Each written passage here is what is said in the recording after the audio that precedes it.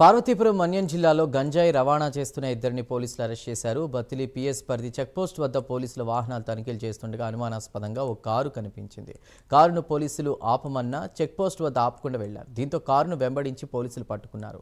కారులో పోలీసులు తనిఖీ చేయగా 6 లక్షలు విలువ చేసే గంజాయి గుర్తించారు. ఒరిస్సా నుంచి కేరళకు తరలిస్తుండగా పోలీసులు పట్టుకున్నారు. ఏపీని గంజాయి రహిత రాష్ట్రంగా మారుస్తామని డీఎస్పీ రాంబాబు తెలిపారు. అప్పారావు ఆధ్వర్యంలో వెహికల్ చెకింగ్ చేయడం జరిగింది.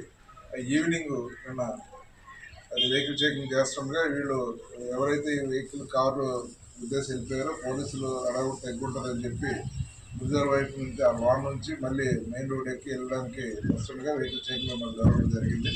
అప్పుడు ఆ వెహికల్ చెకింగ్ సందర్భంగా చూస్తే ఆ బండి నెంబరు మనకి KL11DC0098 అనే నెంబరు హోండా యాక్సెంట్ కారుగా మనం ఐడెంటిఫై చేసి దాంట్లో వెళ్ళి చెక్ చేయగా మొత్తం 53 ప్యాకెట్లు గంజాయిగా అనుమానం ఉన్నటువంటి ప్యాకెట్స్ని అక్కడ చేయడం జరిగింది, పట్టుకోవడం జరిగింది.